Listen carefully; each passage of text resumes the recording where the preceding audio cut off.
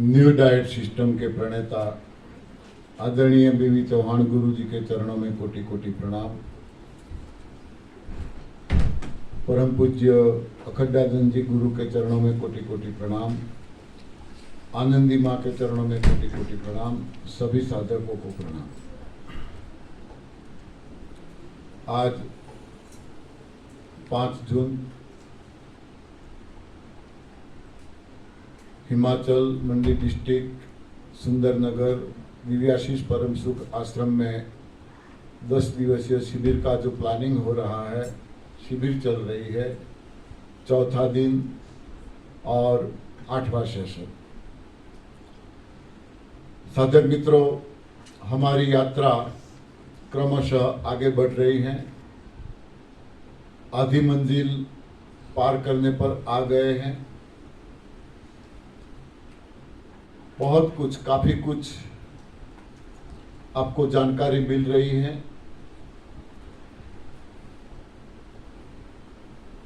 आनंदी माँ ने संजीवनी क्रिया के बारे में बहुत डिटेल से, बारीकाई से आपको जानकारी दी है। संजीवनी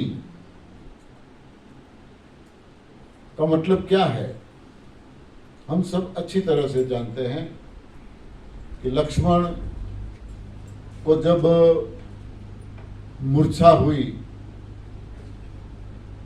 बेहोश हो गए, तो उसके लिए हनुमान जी जड़ी बूटी लाए थे और लक्ष्मण को सूंघा दी। लक्ष्मण जी होश में आ गए, यानी सजीवन हो गए, एक नया जीवन मिल गया। तो ऐसे कई यहाँ उदाहरण हैं, दृष्टांत हैं। लोग, डॉक्टर ने बोला है कि ही इज गॉन, और ये संजीवनी क्रिया करवाने से वो बच गए और आज भी घूम रहे हैं। डॉक्टरों ने ऐसा बोल दिया, ही इज गॉन। तो संजीवनी नाम ऐसे नहीं रखा है। कई लोगों को नया जीवनदान मिला है इसमें से। ऐसे 2 एक्सपीरियंस मेरे पास ही है। एक 10 साल की बेटी थी, बच्ची थी, जिसकी उम्र 10 साल की थी। पिछले 3 सालों से वो बेहोश थी, यानी कोमा में थी। कोमा का मतलब हम समझ सकते हैं। कोमा यानी एक जिंदा लाश, ऐसा बोलेंगे। 3 साल से कोमा में थी। परिवार वाले डॉक्टर से पूछते थे, सर क्या होगा, कब होश में आएगी? हम सब जानते हैं इसमें डॉक्टरों का जवाब क्या होता है। डॉक्टर कुछ नहीं बता सकते। वो ऐसा ही बोलेंगे कि अभी भी आ सकती है, कभी भी ना आए। कोई टाइम फिक्स नहीं हो सकता। 3 साल से परिवार वाले परेशान थे। न जाने कहीं से इन लोगों को मेरा नंबर मिल गया। उन्होंने मुझे कॉल किया,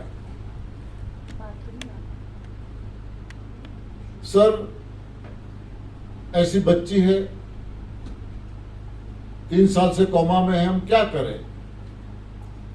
तो मैंने इन लोगों को बोला कि यदि आप उसे हॉस्पिटल में रखकर बैठे हो तो मैं जो बोलूंगा वो हॉस्पिटल में डॉक्टर कभी नहीं करवा देंगे। यदि आपको उसे ठीक करना है तो घर पे लाओ।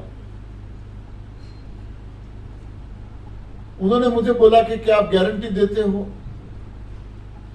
मैंने बोला 3 साल से आप हॉस्पिटल में हो, डॉक्टर ने कोई गारंटी दे रखी है क्या कि ये डेट को वो होश में आएगी? कोई गारंटी दी है? बोले नहीं, कोई गारंटी नहीं दी। मुझसे क्यों गारंटी मांग रहे हो? लोग हमसे गारंटी मांगते हैं। हाँ, लोगों का कॉल आता है ना, हमसे गारंटी मांगते हैं, हमसे वीडियो मांगते हैं। आपने कोई किडनी पेशेंट वाले को ठीक किया होता, उसको वीडियो भेजो हमें। कभी डॉक्टर ने आपको पूछा है कि आपने कोई हार्ट पेशेंट को ठीक किया है, उसका मोबाइल नंबर, उसका वीडियो कोई हो तो हमें भेजो? डॉक्टर को हम नहीं पूछ सकते, हमें लोग पूछते हैं, प्रूफ मांगते हैं। जैसे हमने ठेका लेके रखा है प्रूफ रखने का। हाँ, तो उन्होंने भी यही बोला, आप गारंटी देते हो? मैंने बोला हाँ, चाहे आपके डॉक्टर ने न दी हो, मैं गारंटी देता हूं 1 महीने में आपकी बच्ची दौड़ने लगेगी।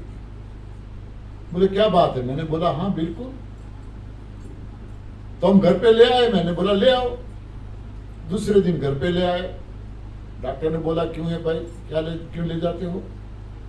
तो बोले सर 3 साल से यहाँ बैठे हैं, क्या करें, अब बच्ची की किस्मत में जो होगा वो होगा, अब हमें घर ले जाना है, ऐसा बोल के वो घर ले आए। ले आने के बाद मुझे कॉल किया, सर हम उसको घर ले आए हैं, अब क्या करना है?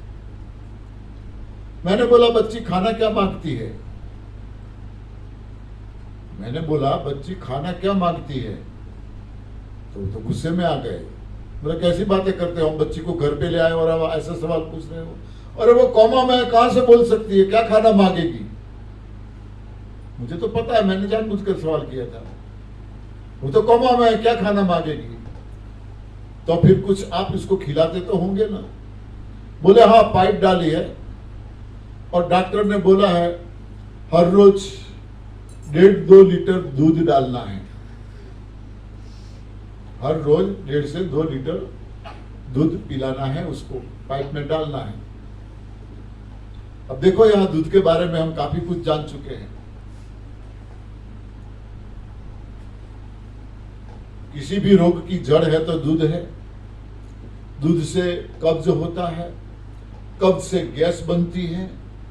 बच्ची कोमा में है, गैस नीचे से पास हो नहीं रहा है, गैस हल्की होती है, नीचे से पास नहीं हो रही है तो कहां जाएगी? ऊपर कहां तक? दिमाग में। पूरा दिमाग गैस से भरा हुआ है, वो कोमा में से बाहर कैसे आ सकती है? कितना सिंपल केस है ये, तुम देखो कितना सिंपल। पूरा दिमाग गैस से भरा हुआ है, बेहोशी रहेगी। तो मैंने इन लोगों को बोला अब आपको जब तक मैं न बताऊं तब तक बच्ची को कुछ भी नहीं देना है। तो बोले क्या करना है? 4 दिन उनको उपवास पे रखो। वो बेहोश है, उसे पता नहीं है मुझे कोई खाना दे रहा है या नहीं दे रहा है, उसकी कोई डिमांड नहीं है, वो तो एक जिंदा लाश है, क्या जरूरत है डालने की? 4 दिन तक कुछ भी नहीं देना है। चौथे दिन शायद कुछ हाथ पग की उंगलियां हिले, ऐसा कुछ आपको लगे तो मुझे कॉल करना। मगर दिन में 10 बार हर 1.5-2 घंटे के बाद उसको एनिमा देते रहना है। पता नहीं था उनको एनिमा क्या चीज है, मैंने पता बताया, वहां से मिलेगा, वो समझाएंगे। इसी तरह आपको उसको एनिमा देते रहना है। एनिमा लेके आए और शुरू किया उन्होंने। एनिमा देते देते देते देते अंदर से इतनी गंदगी निकलने लगी, इतनी गंदगी निकलने लगी कि कमरे में कोई रह नहीं सकता था। आप लोग देखो, जहां पे दूध का कारोबार चलता हो, डेयरी हो, हाँ, दही, मक्खन, लच्छी, घी, ये सब बनता हो, वहां जाके खड़े रहो, आपको पता चलेगा कितनी बदबू आती है। वहां दूध की बदबू सबसे खतरनाक है। गाय भैंस के गोबर को हम हाथ में लेके घूम सकते हैं, हाँ, गाय भैंस के गोबर को हम हाथ में लेके घूम सकते हैं। जब ये मकान ऐसे नहीं थे तब मिट्टी के मकान थे, गाय भैंस के गोबर से ही प्लास्टर करते थे, नीचे भी प्लास्टर करते थे, चूल्हा जो था चूल्हे पे भी इसका वो गोबर से ही प्लास्टर करते थे हम। कोई सुख नहीं थी। मैं भी छोटा था, गाय भैंस चराने के लिए जाता था, गोबर की बहुत कीमत थी, खेतों में खाद बनता था इसका, चूल्हा जलाने के लिए उसके उपले भी बनते थे गोबर के ही। तो गोबर को घर पे लेके आते थे। हमारी गाय भैंस ने भी रास्ते में गोबर कर लिया तो हम घर पे लेके आते थे। हाँ, कोई बर्तन नहीं था तो ऐसे कमीज में लेके आते थे, घर पे आके धो देते थे।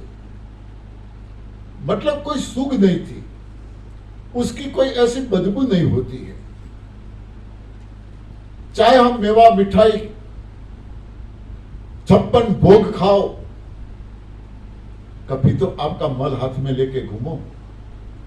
हाँ, कभी तो आपका मल हाथ में लेके घूमो, ले पाएंगे क्या? हाँ, अरे टॉयलेट में 5-10 मिनट नहीं बैठ सकते। हाँ, टॉयलेट में 5-10 मिनट नहीं बैठ सकते। ऐसे 5-25 लोगों के बीच में बैठे हैं, वाछूट करने की इच्छा होती है तो अभी रोकने की कोशिश करते हैं। अभी लोगों को नाक बंद करना पड़ेगा, पता है अंदर से जो कस्तूरी निकलने वाली है। हाँ, तो ऐसी बदबू निकलने लगी। एक दिन एनिमा देने वाला बेहोश हो गया, वो बेहोश हो गया। पड़ोस वाले पूछने लगे, क्या है आपके घर में, इतनी बदबू कैसे आती है? चौथे दिन मैं परमात्मा से प्रार्थना करता था हर रोज, मेरा पहला केस था। हाँ, हर रोज प्रार्थना करता था।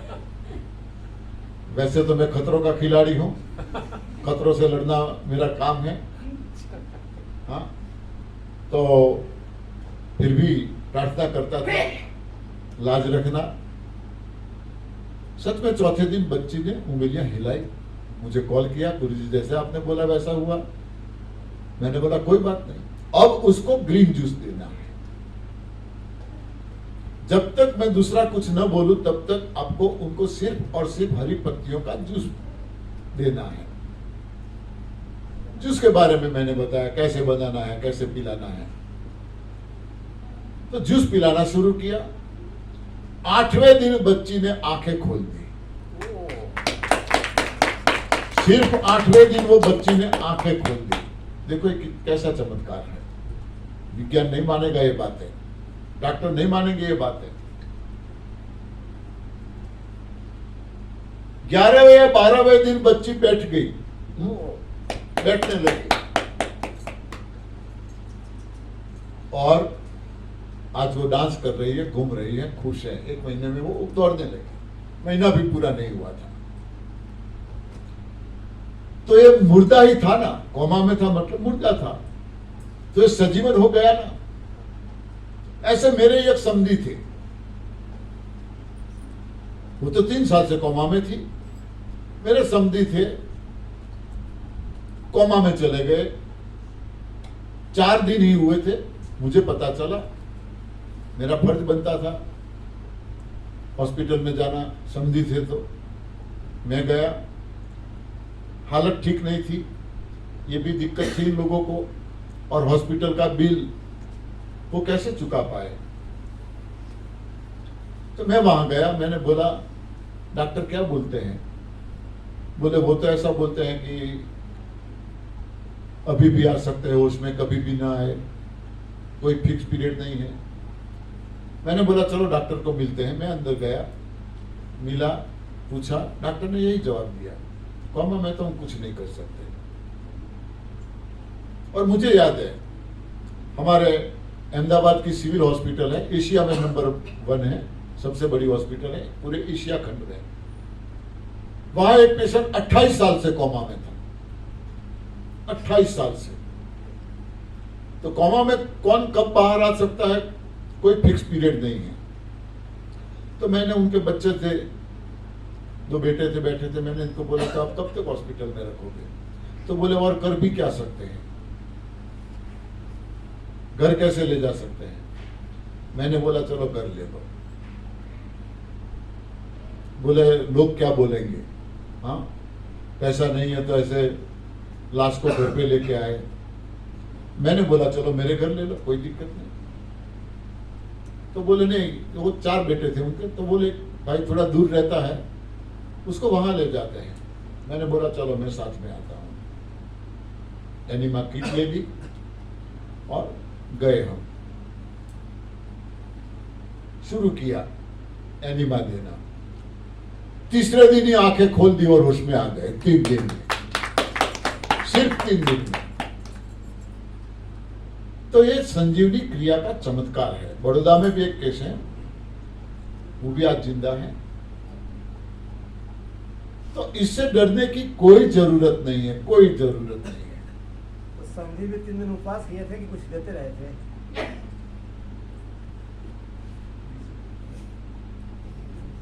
आप कहाँ सुनते हो? आप कहाँ है आपका ध्यान? आज भी तो सुन रहा हूँ। तो मैं बोल तो रहा हूं, समझो।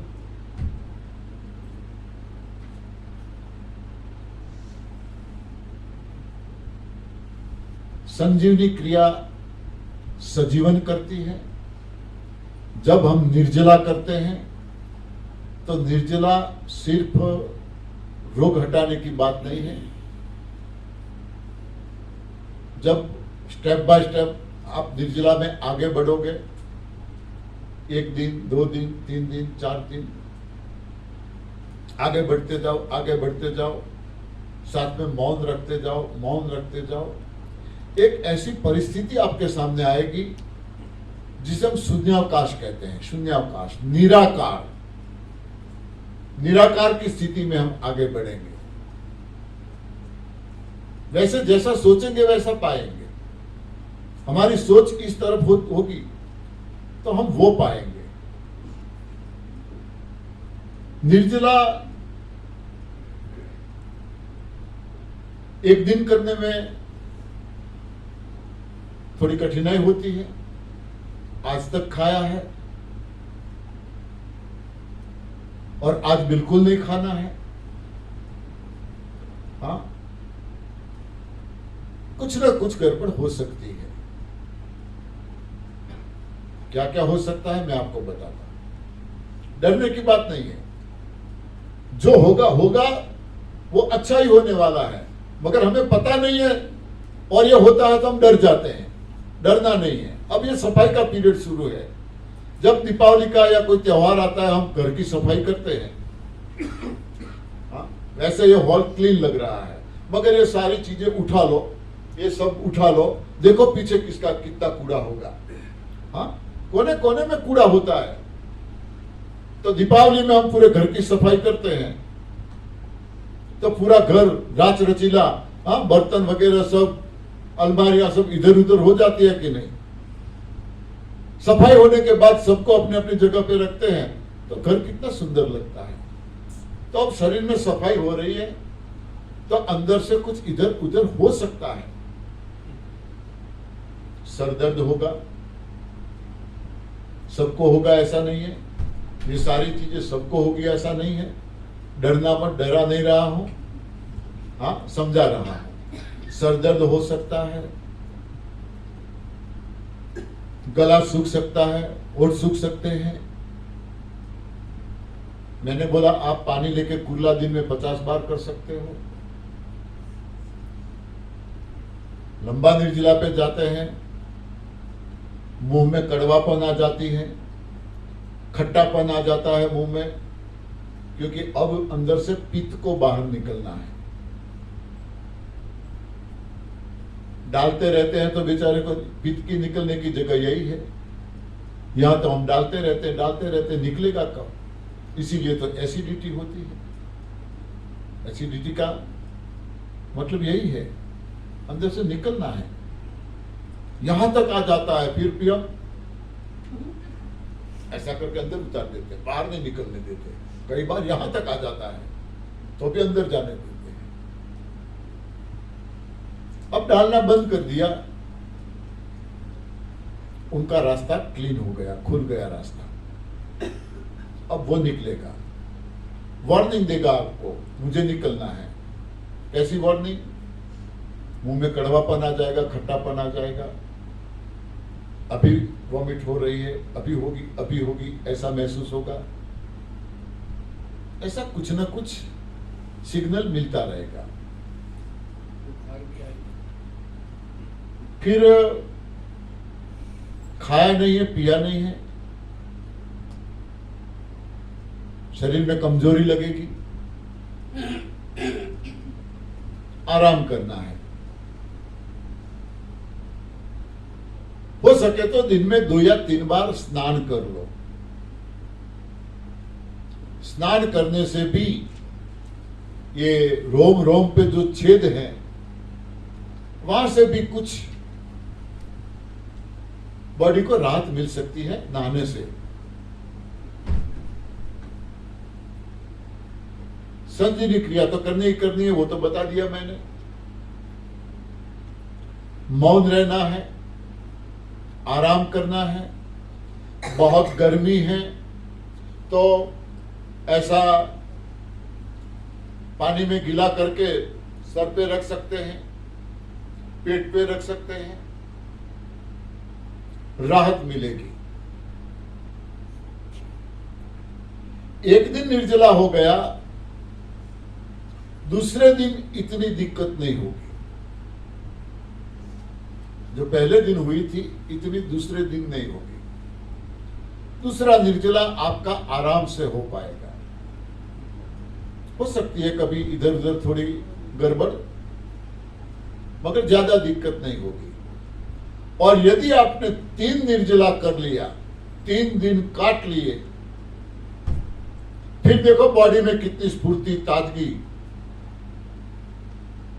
देखो आप। उसके बाद आप जितना, मैं मेरा खुद का एक्सपीरियंस बता रहा हूं, मैंने 11-11 दिन का निर्जला 3 बार किया है, दोनों नवरात्रि में 9 दिन करता। खुद का एक्सपीरियंस बता रहा हूं। तीसरे दिन के बाद आपको अब न भूख लगेगी, न प्यास लगेगी, न थकान लगेगी, न हाथ पांव की टूटन होगी, न कुछ भी होगा। जितना लंबा खींचना चाहो, जितना लंबा आप खींच पाओगे। मैं ट्राई करना चाहता था, कितना कर पाता हूं। 11 दिन तक पहुंचा, बेटी का कॉल आया तो उसकी मां ने बता दिया कि तेरे पापा 11 दिन से निर्जल उपवास पे हैं। तो बेटी ने उसे, उसका एक बेटा है, उसकी कसम दे दी, पापा बस अब नहीं, हाँ अब खोल दो, अब मैं क्या करूं। फिर भी मैं मानने वाला नहीं था। मैंने गुरुजी को कॉल किया, गुरुजी को पूछ के मैंने स्टार्ट किया था। गुरुजी देखता हूं मैं कितना आगे बढ़ सकता हूं। तो गुरुजी ने बोला देखो, इसको हरी इच्छा समझ लो। हाँ, ये हरी इच्छा है, भगवान की इच्छा है यहां तक। तभी बेटी का कॉल आया, उसको स्वीकार कर लो, फिर कभी देखते हैं, फिर कभी। पहले हर दिसंबर में गुरुजी हमें नॉर्थ गुजरात को 1 महीने का टाइम देते थे। 1 महीना हमारे साथ रहते थे और जहां जहां हम शिविरों का प्लानिंग करते थे, कहीं पे 5 दिन, कहीं पे 3 दिन, 1 दिन, ऐसे अलग अलग जगहों पे गुरुजी को लेके हम घूमते थे और शिविरें करते थे। तो पहली शिविर हमारी महसाना, नॉर्थ गुजरात में, वहां थी 5 दिन की। तो मैंने वहां स्टेज पे डिक्लेयर कर दिया, मुझे महसाना का पानी नहीं पीना है। सब लोग बोले क्यों? गुरुजी भी बोले क्यों नहीं पीना है? मैंने बोला मुझे निर्जला करना है। बोले ठीक है। 5 दिन मैंने निर्जला किया। गुरुजी मेरा टेस्ट कर रहे थे। मुझे एक सेशन वो लेते थे, दूसरा सेशन मुझे देते थे।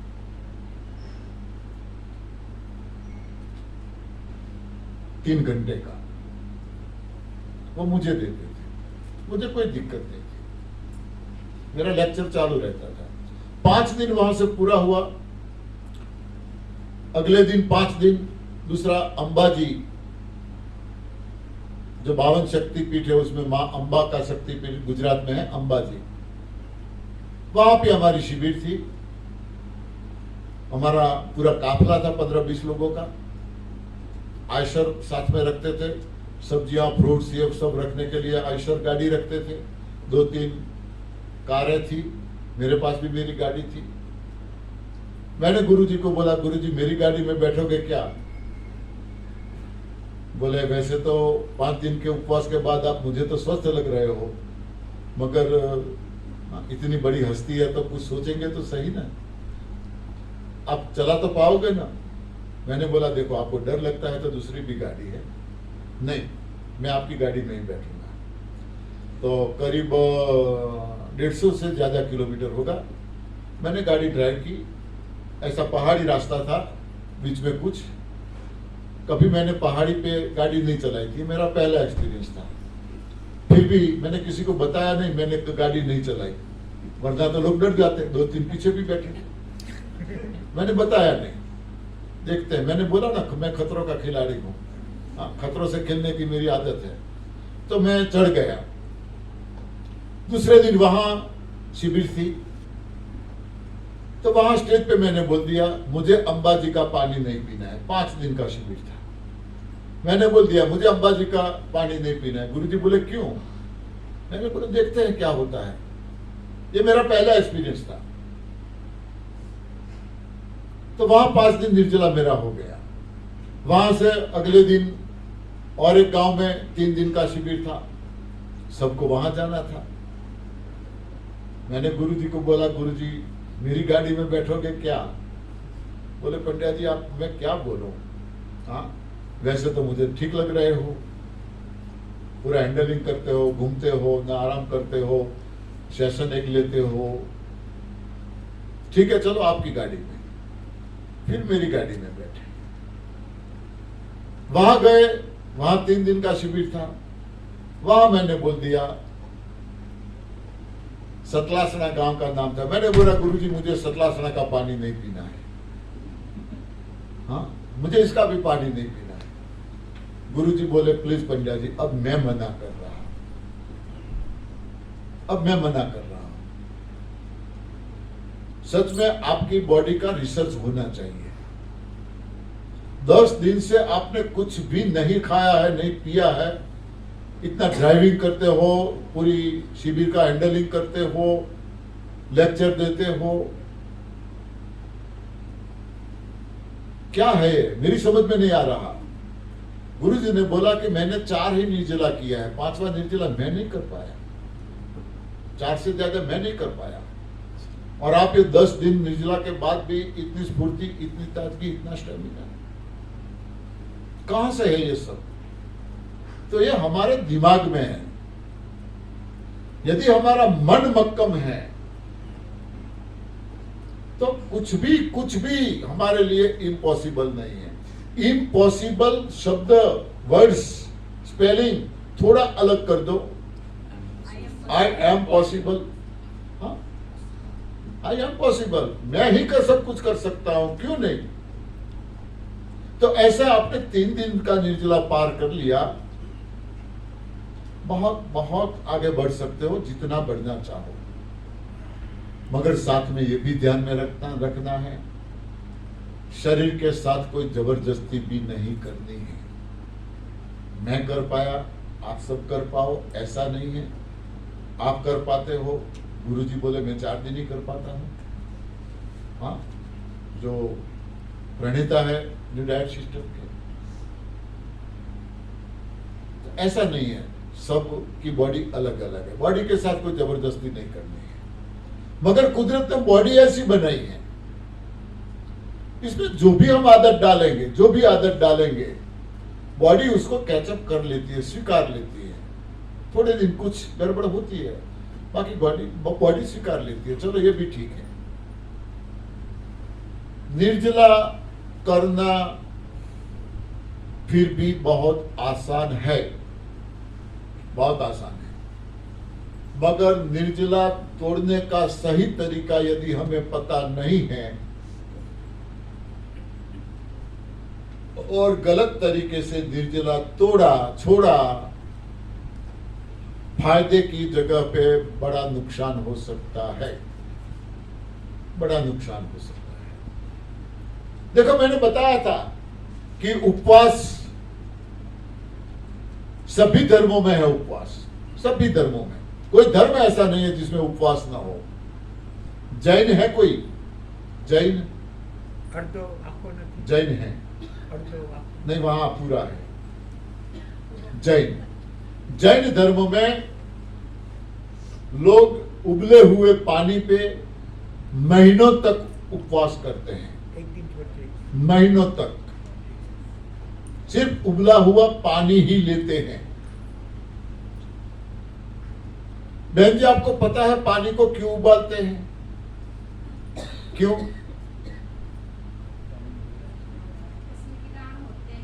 हाँ हाँ, तो कीटाणु है तो कीटाणु है तो पीने से क्या होगा बताओ? कीटाणु और आपको तो पता होना चाहिए ना। ऐसी मान्यता है कि पानी में कुछ बारीक कीटाणु होते हैं और उसको हम पीते हैं तो कीटाणु अंदर मर जाते हैं, हत्या होती है। और जैन धर्म पूरा अहिंसा पे चलता है, अहिंसा परमो धर्म, ये उसका सूत्र है, अहिंसा परमो धर्म। मैं जैनों से काफी जुड़ा हूं, मैं सिस्टम में नहीं था फिर भी मैंने 28 की है, मेरी वाइफ ने आयाम बिल भी किया है, जानता हूं मैं। मगर 28 के बाद मैं बीमार पड़ा था, वाइफ भी बीमार पड़ी थी,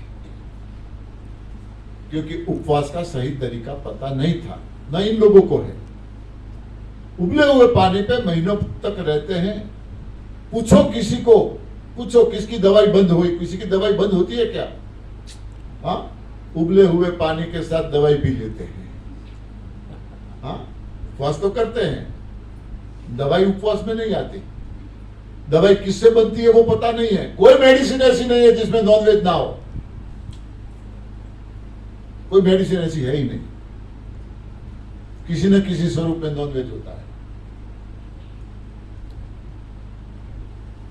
तो बीमारियां बढ़ती है, क्यों? संजीवनी क्रिया नहीं करते हुए लोग, पता नहीं है। यदि साथ में संजीवनी क्रिया करते, दवाई भी छूटती और रोग भी हट जाते। इस्लाम में कोई है यहाँ पे? इस्लाम नहीं है। इस्लाम धर्म में रमजान महीना आता है, रमजान माह, उस टाइम पे वे लोग उपवास करते हैं, जिसे रोजा कहते हैं। रोजा पूरा 1 महीना। ये तो उबला हुआ पानी भी लेते हैं। वे लोग तो अपना थूक जो होता है वो भी नहीं निकलते, बाहर निकाल देते हैं, अपना थूक भी अंदर नहीं जाने देते। सबसे स्ट्रांग उपवास यदि किसी का है तो ये इस्लाम धर्म में है, थूक भी अंदर नहीं जाने देते। पूछो कितनों की दवाई बंद होती है। रमजान के बाद मेरे पास ये लोग ज्यादा आते हैं, ज्यादा बीमार होते हैं। क्यों? गलत तरीका उपवास का, एनिमा नहीं लेते हैं। और वे लोग रात को खाते भी हैं। सुबह हाँ, रात को खाते हैं, सारी रात खाने में जाती है, सुबह 4-5 बजे तक चालू रहता है, रात सारी रात। हाँ, कबीर ने बहुत सुंदर कहा इसके बारे में, दिन को रोजा रखत रात को हनत गाय, क्या खुश रहे खुदाए। हाँ, कबीर ने बहुत सुंदर कहा, दिन को रोजा रखते हैं, रात को गलत आहार, बीमारियां बढ़ती हैं। और हमारे उपवास के बारे में क्या बताएं? वो तो मैंने बोला था, हमारा उपवास तो कैसा होता है, अगले दिन सारी तैयारियां, हाँ, क्या खाऊं क्या ना खाऊं। हमारे गुजराती में तो एक भजन है उपवास के बारे में। कितने लोग हैं गुजराती? हाँ, इस बार गुजराती बहुत कम आए हैं। हाँ, पिछली बार करीब 40 गुजराती थे, इस बार गुजराती बहुत कम है। गुजराती में एक भजन है, सवारना पोरमा सालो पेरी गई पाड़ोशन ना घेर 11 करवी छे। यानी सुबह में उठते ही नई साड़ी पहन के पड़ोसी के वहां चली गई, मुझे एकादशी करनी है, यानी उपवास करना है। अरे भाई, तुझे एकादशी करनी है, उपवास करना है, तो पड़ोसी के वहां सुबह में क्या काम है? क्यों गई? बायरे पाड़ोशन तने रे विनवू देवता होय तो आल 11 करवी छे। पड़ोसी के वहां देवता यानी आग, अग्नि लेने के लिए गई। आप लोगों में कोई पुराने होंगे तो इसको पता होगा, पहले के जमाने में न प्राइमस था स्टोव, न गैस था, चूल्हा ही था, और लकड़ियों से या गाय भैंस के गोबर के उपलों से रसोई बनती थी, बहुत टेस्टी बनती थी। वो तो आज भी अब नई फैशन आई है, कई ढाबाओं में, कई होटलों में, अब ये वापस फैशन आने लगी है, वो फैशन में गिनते हैं। तो इससे रसोई बनती थी। रसोई बनने के बाद अग्नि को बुझाते नहीं थे, कभी भी अग्नि को बुझाते नहीं थे। क्यों? अग्नि देव है, हम सब मानते हैं अग्नि देव है, जल देव है, हवा वायु देव है, बारिश यानी मेघ देव है, ये सब देव है। जो पंच तत्व है वो देव है, तो उसको देवता बोलते हैं।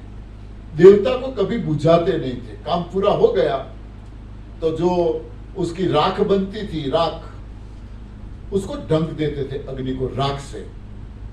फिर जब वो दोबारा जरूरत पड़ती तो राख को साइड में करते, कुछ ऐसा हल्का सा घास, जिसको गुजराती में मोरो बोले, मोरो, थोड़ा मोरो लाओ, मोरो रख दिया और फूंक लगा दी, अग्नि प्रज्वलित हो जाती थी। जिसके घर में आग बुझ गई, आग बुझ गई, माचिस नहीं थी उस जमाने में, माचिस भी नहीं थी, पत्थरों से या लकड़ियों से, बांस की लकड़ी से इसे घिस घिस के अग्नि प्रज्वलित करते थे। कॉटन का जो बाती हम बनाते हैं, दिया जलाते हैं, उसको नीचे रखते थे और घिसते थे।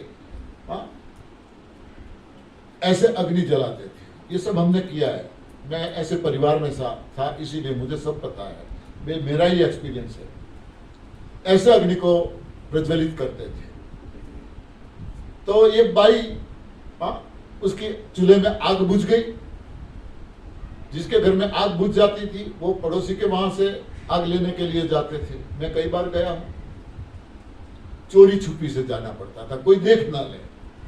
यदि किसी ने देख लिया तो ताने सुनने पड़ते थे, तुम्हारे घर में देवता भी नहीं है। देवता नहीं है मतलब कुछ भी नहीं, देवता ना होना मतलब उसके घर में कुछ भी नहीं है, भिखारी। ताने सुनने पड़ते थे, किसी के वहां लेने जाते थे वो भी ताने सुनाते थे, देवता भी नहीं रखते आपके घर में, और क्या होगा। मगर क्या करें, दूसरा कोई रास्ता नहीं था, लाना ही था। तो वो भाई, बहन जी पड़ोसी के घर पे गई, मुझे एकादशी करनी है, देवता दो मुझे। अब एकादशी करनी है तो चूल्हा जलाना ही नहीं है, तो देवता की क्या जरूरत है, उपवास ही रखना है। तो देवता लेके आई, 7 शेरनो शीरो बनाव्यो, पूरी करी 5 शेर, 11 करवी छे। हलवा बना दिया 3 केजी का, तो पुड़िया बनाई 2.5-3 केजी। हाँ, बहुत लंबी है बात, इसमें पूरा भजन में नहीं ले जाता हूं। लास्ट में क्या हुआ, खाई रे पीने हूं तो खाटले सूती, मने चढ़ियो छे ताव, 11 करवी छे। इतना बहुत कुछ खाया, खटिया बिछाया, सो गई, और मुझे बुखार आ गया। बुखार ही आएगा ना, इतना खाएगी तो। हमारा उपवास कहने का मतलब ऐसा है, जब बिल्कुल गलत है तो उपवास करना आसान है। किसी पुराने साधक की निगरानी में ही आपको लंबा उपवास करना चाहिए। एक आध दिन तो ठीक है, हो जाता है। पुराने साधकों की निगरानी में उपवास होना चाहिए। गुरुजी ने वहां गुजरात में ही शिविर रखी थी, 5 दिन की शिविर। रखने वाले तो जैसे माँ ने रखी ऐसे लोग थे। 5 दिन की शिविर रखी थी। 5 दिन निर्जला शिविर थी, निर्जला 5 दिन का, न खाना न पीना, और साथ में 5 दिन मौन रहना था। अब ऐसी शिविर में कौन जाएगा। न खाना है, न पीना है, न बोलना है। हाँ, वहां भी मैं गया था। तो वहां जो मजा आया था सच में, हाँ, मौन था फिर भी हम इतना बोले थे, बात मत पूछो। मौन में भी हम बोले थे, कागज पेन दे दी थी, नोट पेन, हाँ, लिखते रहते थे, हंसते रहते थे। हाँ, बहुत खुश थे सब, गुरु जी भी बहुत खुश थे, और शिविर जिन्होंने रखी थी वो भी बहुत खुश थे। वो बोले अगली साल 10 दिन काम रखेंगे।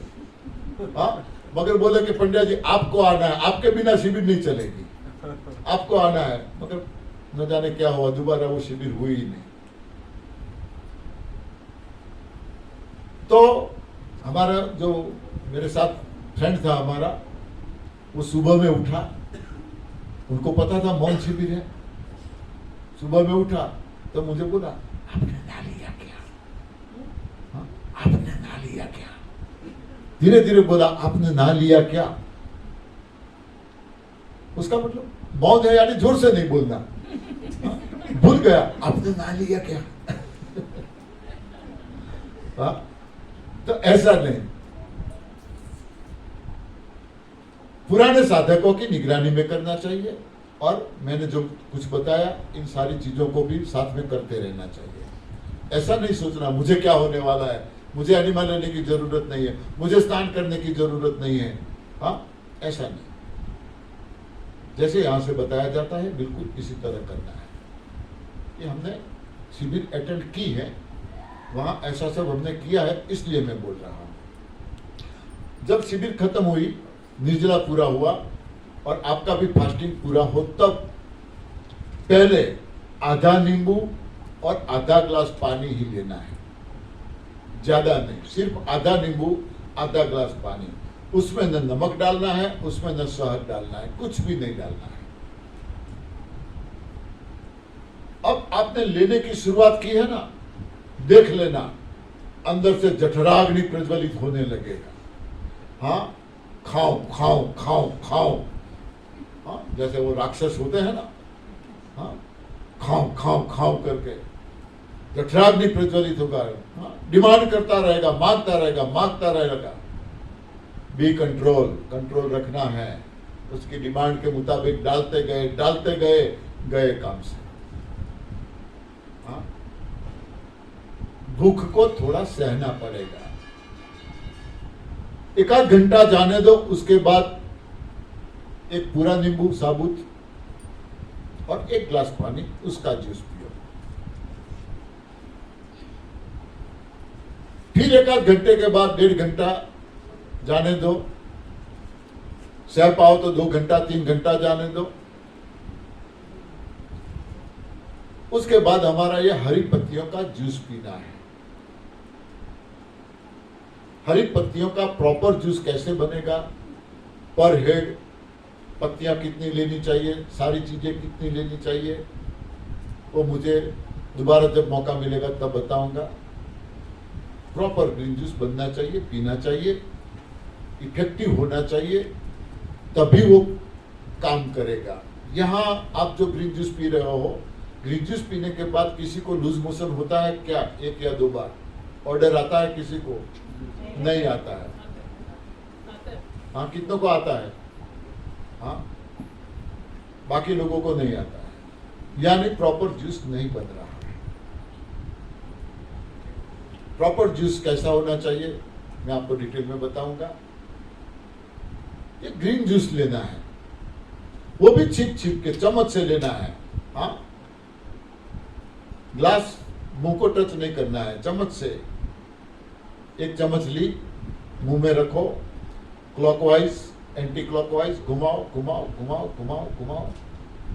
हमारा पूरा मुंह सलाइवा से भर जाना चाहिए। सलाइवा हमारी लार, जो हम कभी बनने नहीं देते, लार से पूरा मुंह भर जाए। अब ऐसा लगे कि पिचकारी निकलेगी बाहर, हाँ, तब अंदर उतारो। लार है वो बहुत इफेक्टिव मेडिसिन है, इलाज है।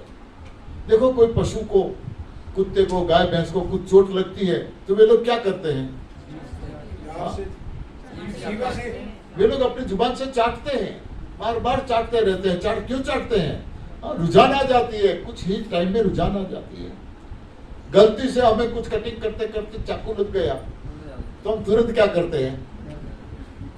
तुरंत हमारी उंगली मुंह में जाती है, तुरंत थोड़ा सा लगा नहीं, ये तुरंत रिपेयर कर देती है।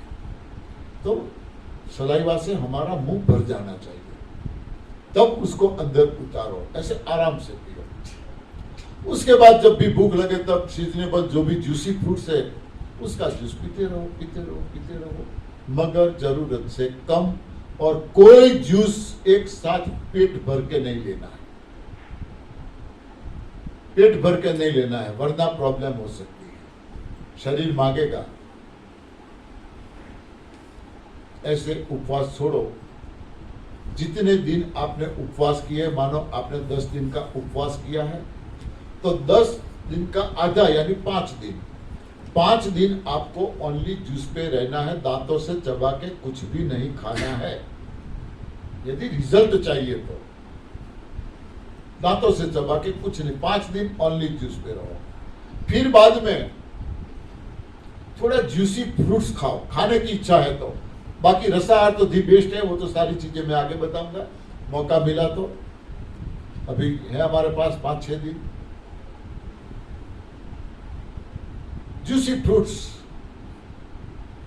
चबाओ, जूस अंदर जाने दो, उसका फाइबर जो कूड़ा है वो बाहर निकालो, वो अंदर में नहीं जाने देना है। ऐसे जूसी फ्रूट्स पे 3 दिन रहो।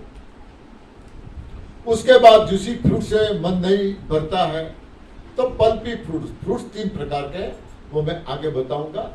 पल्पी फ्रूट्स बनाना है, पपीता है, अमरूद है, जिसमें जूस नहीं होता है, पल्प होता है, वो ले सकते हैं, मगर उसको कम लेना है। वो जूसी फ्रूट से थोड़ा भारी फ्रूट्स है, हैवी है, तो वो आप ले सकते हो। फिर स्टेप बाय स्टेप आगे बढ़ सकते हो। पका हुआ खाने को तो मैं बोलूंगा ही नहीं यहाँ से, वो तो अब हमें खाना नहीं है। हाँ, आप लोगों ने कुछ सुबह में मैंने सुन रहा था, प्रतिज्ञा भी ले रहे थे दूध और दूध से सारी चीजें छोड़ने की, तो इसकी तो अब बात करने की जरूरत नहीं है। तो उपवास ऐसे तोड़ना है, संजीवनी क्रिया लेते रहना है। देखो क्या फायदा मिलता है, इतना अंदर से कूड़ा निकलेगा, ऐसा उसका कलर होगा ब्लैक ब्लैक ब्लैक, भेड़ बकरियां जैसे अपना मल निकालते हैं ना, गोलियां जैसी दर दर दर दर करके, 5, 10, 25 ऐसी गोलियां अंदर से निकलेगी। कैमल जैसा बड़ा बड़ा निकलेगा। आंख में मुझे निकला था, ये मेरा एक्सपीरियंस, मैंने बोला मैं यहाँ से जो बोल रहा हूँ मेरा ही एक्सपीरियंस है, और मैंने जिसको बताया वो मुझे बताते हैं कि ऐसा कुछ निकल रहा है, ऐसा कुछ एक्सपीरियंस है। 1-1 फीट से भी ज्यादा लंबा रेशा निकलता है, कभी व्हाइट कभी ब्लैक, अलग अलग कलर का। ये उपवास से ही सफाई होती है, डालते रहने से, ये सिस्टम करने से सफाई नहीं होगी जो होनी चाहिए। इसीलिए उपवास में ज्यादा आगे बढ़ो, ज्यादा आगे बढ़ो। हाँ, तो संजीवनी से सजीवन होते हैं, निर्जला से निराकार होते हैं, और हम रसाहार पे आ जाते हैं तो उससे हम रस युक्त हो जाते हैं। हमारा जीवन रस से हरा भरा होता है, और इसीलिए हम कहते हैं